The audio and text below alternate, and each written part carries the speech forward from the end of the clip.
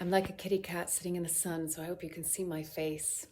So, I want to talk about how when you begin to live through the soul, from the perspective and the lens of the soul, it's a very different relationship how we're relating to life. When we're kind of coming from our personality and our ego, it's very easy to get caught in the kind of the mundaneness. And I don't mean that I don't mean to be judgmental in how I say that, but we can get really like, it's like this. We shrink into kind of the quagmire of our life, right? And things that come up and the challenges. And there's nothing wrong with that. That's part of this human experience. But what perceiving or relating to life through the soul brings us is that kind of, as I've spoken about already, that broader perspective. But I want to take it to another level, take another step from it. When we recognize that we are a soul having a human experience, we also recognize that we are connected to all things. We recognize that we are a part of Source, God, Spirit, Universe, Creator of all that is. If you believe that there are angels around you, guides, there will be, there are. And I can only share from my personal experience throughout my life, but even in the last week, I have to say, because I had a really tough week last week, really, really tough. So my poor human self, and quite frankly, even my soul is like, I am tired. I had 3 meltdowns, which is not a common occurrence for me in this way. And part of when we're going through a challenging time is that we question like, well, where the hell is God?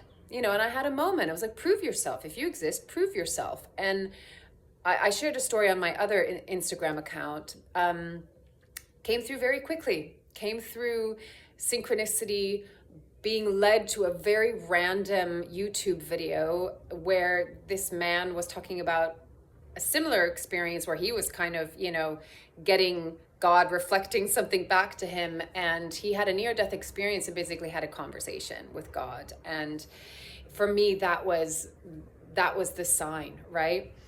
So I've had these moments where I ask, show me that you exist. And I did the same thing with angels. I know that my angels are around me, but I'm reading this book by Kyle Gray, I think is his name. And, one of the things is like, ask for a sign. So I want to share it with you briefly because I think it just shows, and it brings in a kind of magic, and it broadens and expands our reality beyond just this third dimension. And it just shows us that there's so much more than to the eye, basically. So I was up in the middle of the night. I woke up at 3, couldn't sleep for 2.5 hours. And I was reading his book, and, he says, ask for a sign. So I said, okay, angels, I know you're around me, but show me, drop me a sign, give me some kind of signal that I know that you're hearing me right now and that you're around me. I eventually fall asleep.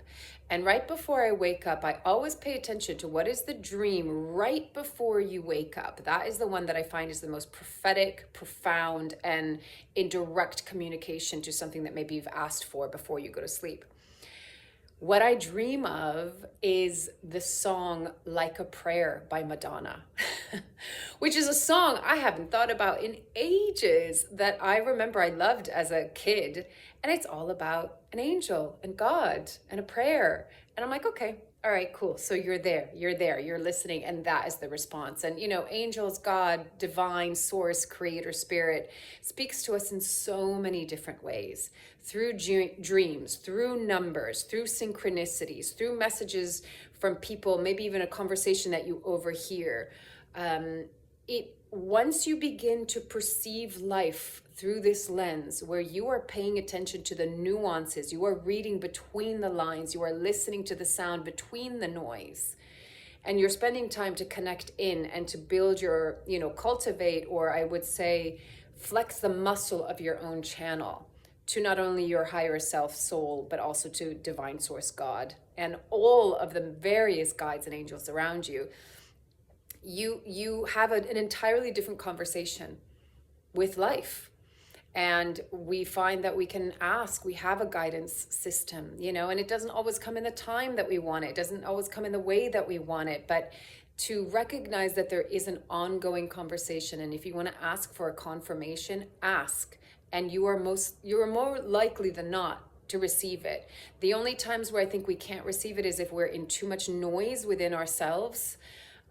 We have to find stillness and silence. So I just wanted to share that story with you because I think, for me at least, it makes me feel less alone. It brings in magic, it brings in synchronicity, it brings in this quality to life that it's kind of like the Celestine Prophecy. If you ever heard of that book, I read it like 20 years ago. That it's like this treasure hunt, this map, and it does unfold step by step. I always say intuition is like a game of connect the dots. We want the whole image, right? But the image only appears by connecting each dot, and then slowly but surely we begin to see what the image is. So try it for yourself. Notice what opens up when you choose to see beyond what we can see with our eyes and hear with our ears, and go into a completely different dimension, quite literally. You'll be surprised what opens up. So go have fun with it. Anyway, there it is. Take it or leave it as feels right for you. Loving you from afar. Bye.